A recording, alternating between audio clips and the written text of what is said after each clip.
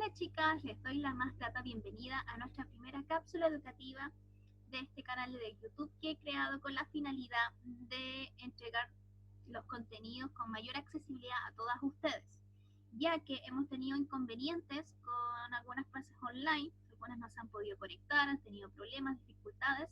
Por lo tanto, he creado este canal con la opción de que ustedes puedan tener mayor acceso a los contenidos de nuestra asignatura Historia, Geografía y Ciencias Sociales.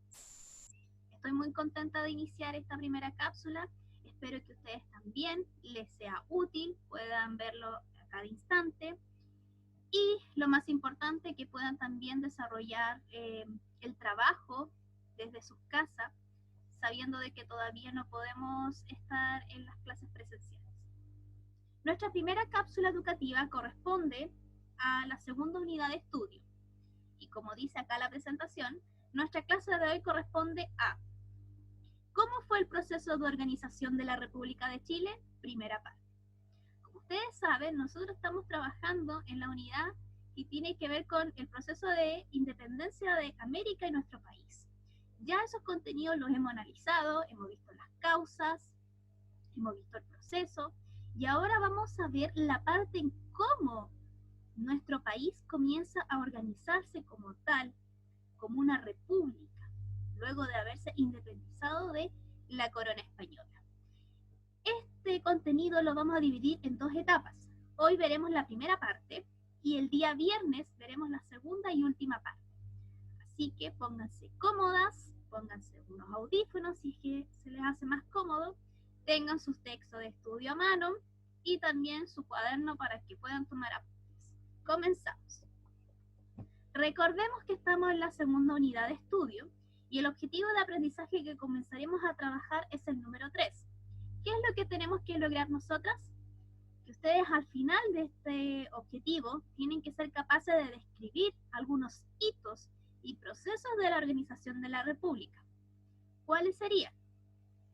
Incluyendo las dificultades y los desafíos que implicó organizarse en Chile, una nueva forma de gobierno, el surgimiento de grupos con diferentes ideas políticas, conservadores y liberales, las características de la Constitución de 1833 y el impacto de las reformas realizadas por los liberales en la segunda mitad del siglo XIX.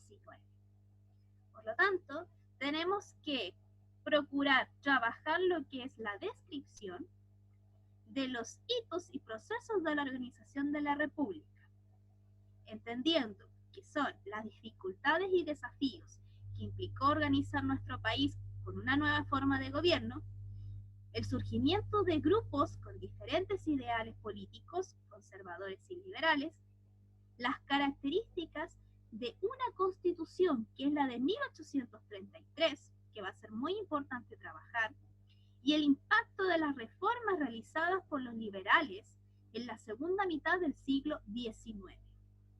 Eso ustedes tienen que ser capaces al finalizar este objetivo de aprendizaje. Pero tenemos que recordar un poquito lo que ya habíamos trabajado anteriormente. No nos olvidemos que estamos viendo lo que es el proceso de independencia de América de Chile. ¿Y qué es lo que tenemos que recordar? Primero, que este proceso de independencia fue multicausal y continental.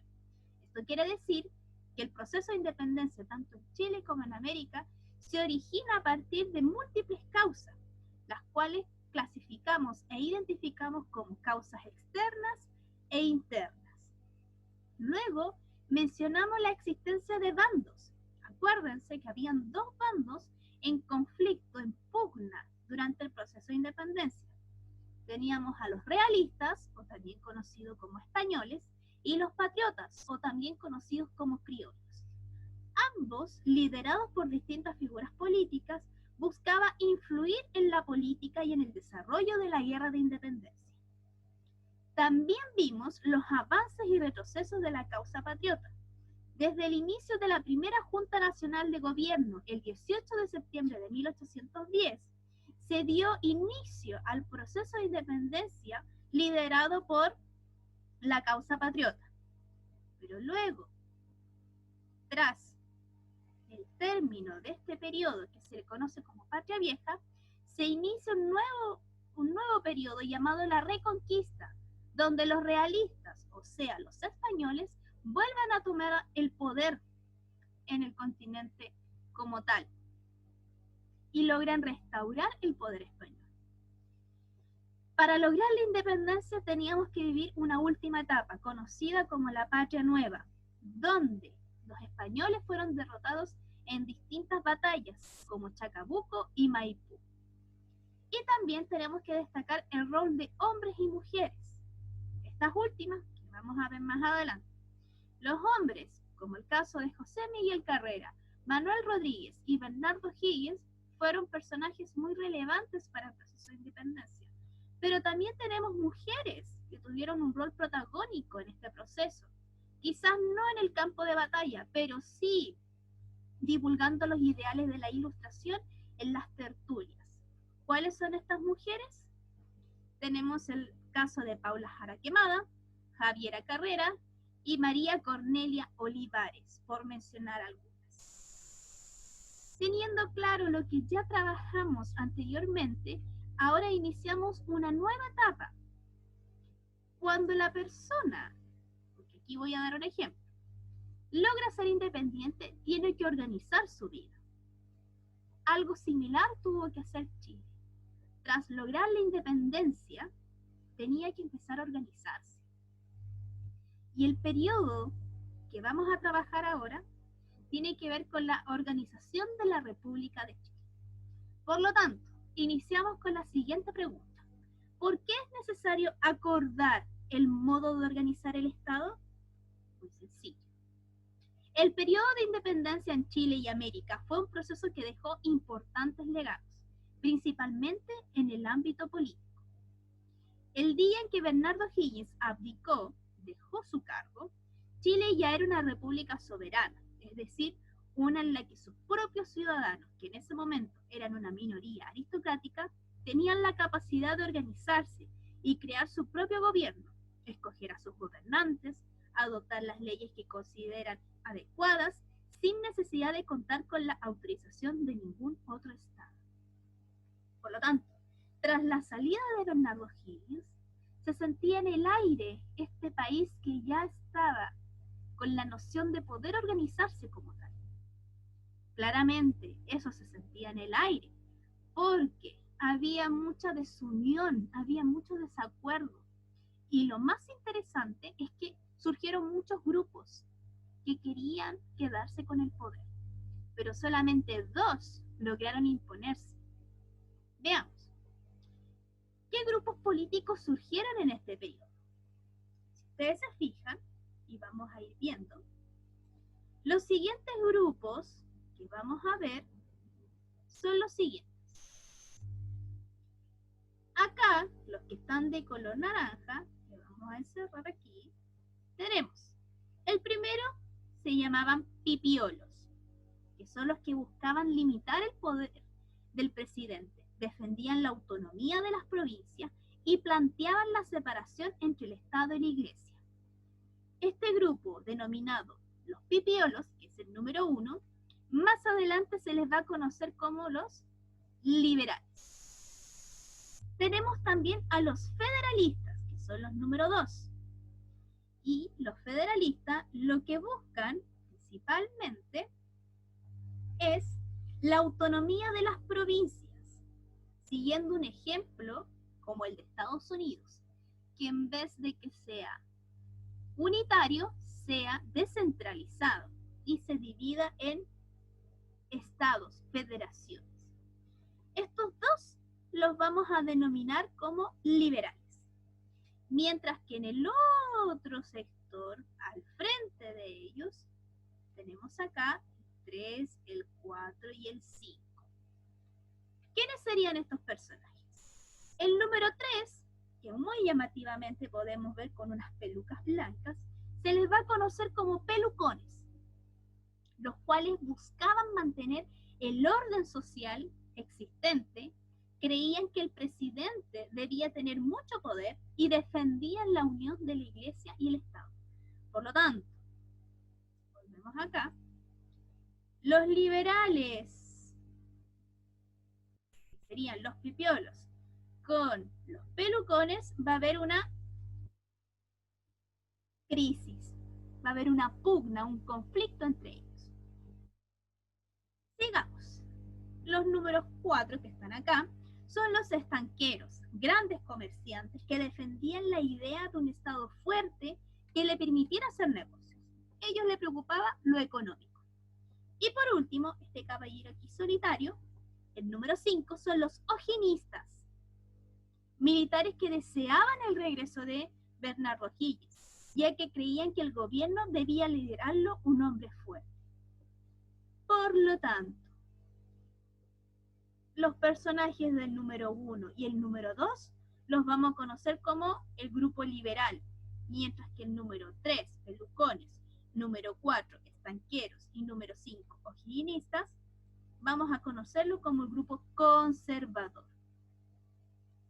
Por lo tanto, ese es el panorama, los grupos políticos que van a surgir entonces. ¿Cuál va a ser la disputa entre liberales y conservadores? Como ya habíamos mencionado, los liberales van a ser conocidos como pipiolos. Ellos buscaban favorablemente ampliar los derechos y libertades públicas. Querían la separación del Estado y de la Iglesia. E incluso había liberales, como los federales, que buscaban que Chile fuese un Estado federal. Ese es el panorama del grupo liberal. Mientras que los conservadores eran conocidos como pelucones por usar estas pelucas blancas. Ellos buscaban una organización que defendiera el orden público y el autoritarismo, un Estado unitario, fuerte y centralista, que debía ser dirigido por una aristocracia y una fuerte presencia de la Iglesia Católica en asuntos del Estado. Si se fijan, liberales y conservadores eran totalmente opuestos. Entre esos dos, ¿quién va a llegar primero al poder? Los conservadores. Y en este periodo vamos a encontrar a 3 presidentes: José Joaquín Prieto, Manuel Bulnes y Manuel Montt.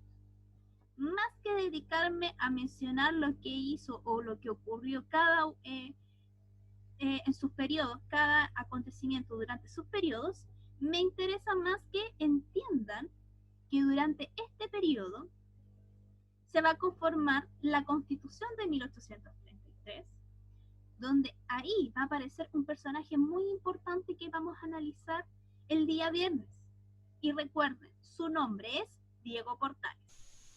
Durante este periodo también comienza el proceso de ocupación de territorios donde Chile aún no había llegado, como es la ocupación de Magallanes y la colonización de alemanes en las zonas de Yanquihue y Valdivia. También se va a promulgar distintas leyes y códigos, donde se va a priorizar fuertemente la instrucción primaria, la fundación de Escuela Normal de Preceptores. Y se va a desarrollar un movimiento intelectual muy importante en 1842. Pero lo que más nos interesa analizar del periodo conservador es lo que se logró en ese tiempo, que fue la Constitución de 1833. ¿Y por qué es tan importante esta Constitución? Porque la Constitución de 1833 nos viene a entregar el primer panorama de cómo se va a organizar nuestro país tras la independencia. Para eso, la Constitución de 1833 plantea 4 puntos. Primero, ¿qué tipo de Estado se establecía en ese entonces? En la Constitución de 1833 se plantea que Chile sea una república unitaria, con un gobierno elegido por votación. ¿Qué quiere decir república unitaria? Que es centralista, que todo va a estar bajo el régimen de un gobierno que se va a encontrar en Santiago. Número 2, ¿quiénes podían votar? Y esto va a ser lo más llamativo, porque ustedes ya hemos trabajado en la primera unidad quiénes son los que podían votar, quiénes eran ciudadanos en ese entonces. En este caso, en 1833, solo podían votar chilenos, hombres, mayores de 21 años, si son casados y mayores de 25 años si son solteros. Las condiciones eran que sepan leer y escribir y que posean propiedades o una profesión. Para que se den cuenta que era un grupo muy reducido. ¿Qué rol le daban a la Iglesia Católica en la Constitución? Se establece que la religión católica es la religión oficial del país y se excluye el ejercicio público de cualquier otra religión. Y el presidente de la República podía nombrar a obispos y párrocos.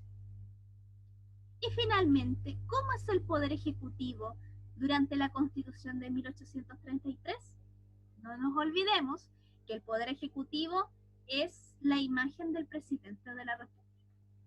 Y acá se establece que el presidente administra el Estado y es el jefe supremo, ojo ahí, jefe supremo de la nación. Puede remover autoridades políticas y militares. Está encargado del orden público interior y la seguridad exterior del Estado. Participa, ojo acá, participa en la creación de las leyes y dirige las Fuerzas Armadas. ¿Y por qué me voy a detener en este punto, señoritas? Porque cuando trabajamos la primera unidad, analizamos los 3 poderes del Estado. Y en la actualidad se habla que los 3 poderes del Estado, ejecutivo, legislativo y judicial, son autónomos. Cada uno cumple una función específica.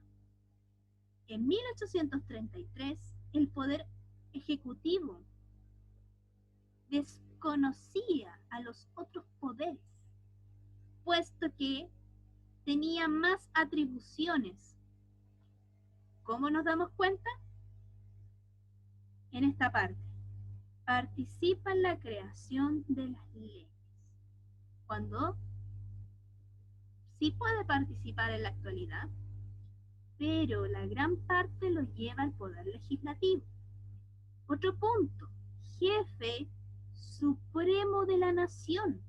Fíjense los conceptos que se utilizaban. ¿Qué es lo que buscaba finalmente la Constitución de 1833?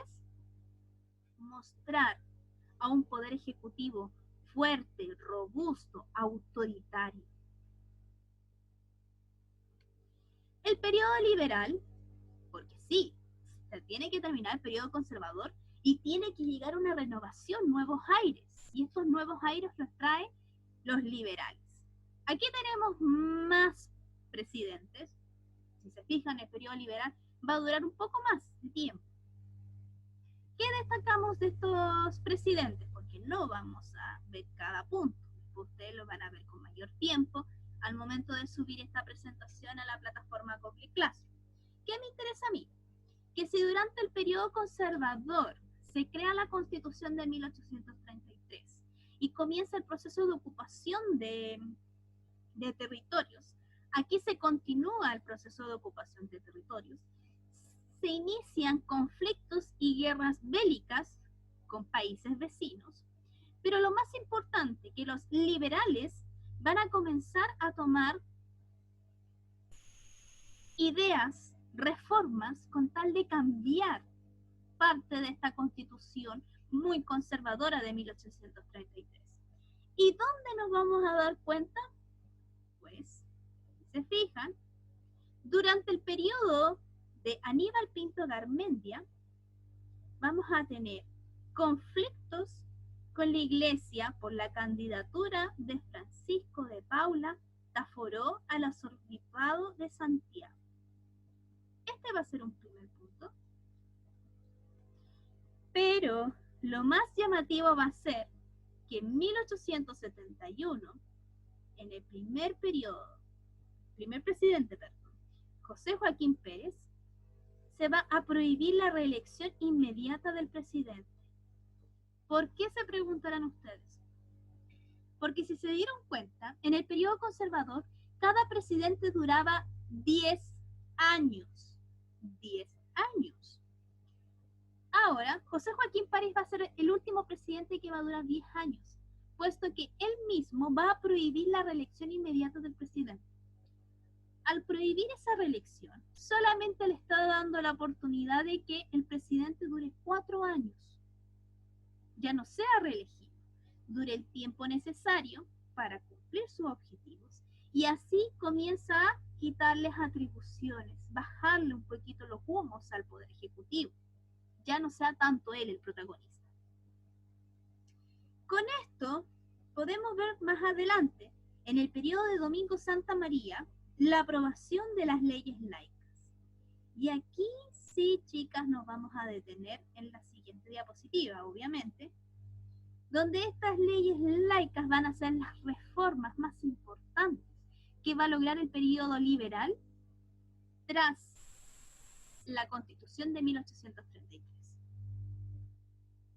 Por lo tanto, volvemos acá.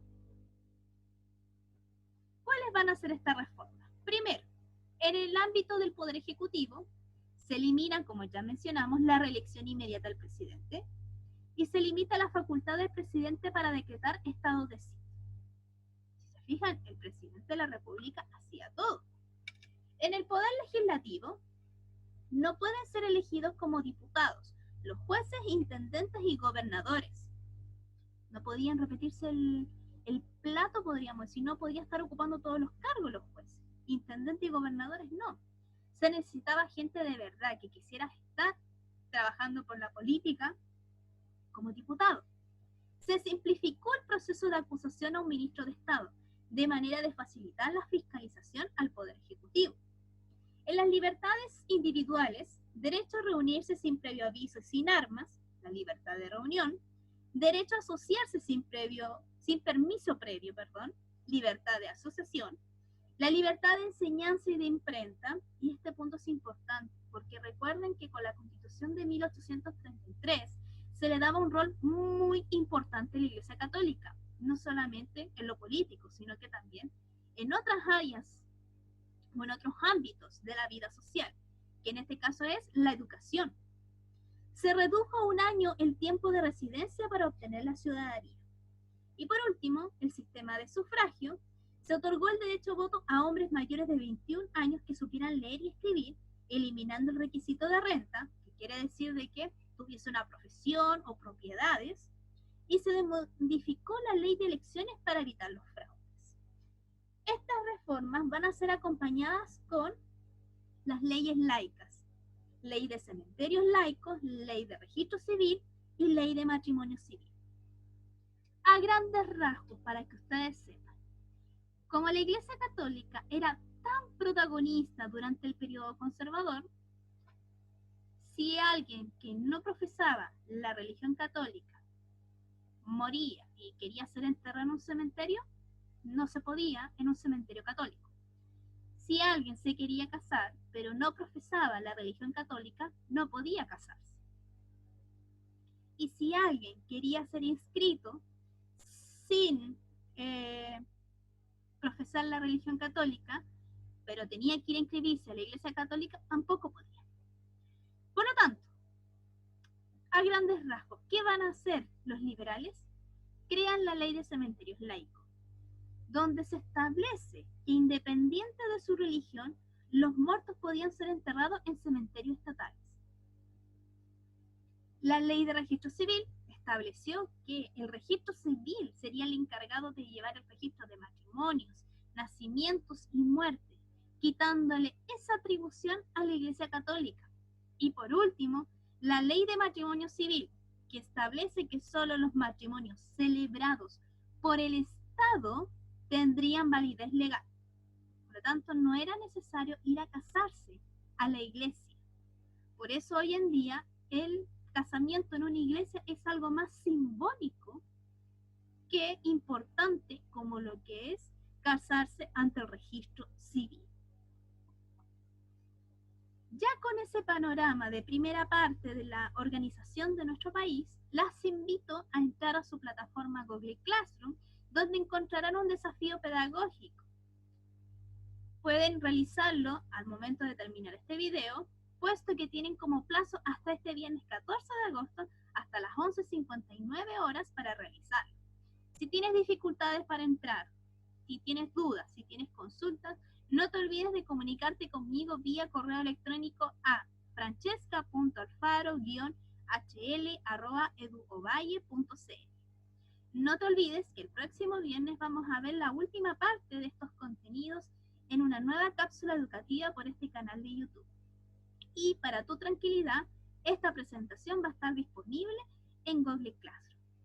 Sin nada más que decir, chicas, nos despedimos y nos vemos el próximo viernes en una nueva cápsula educativa. Adiós.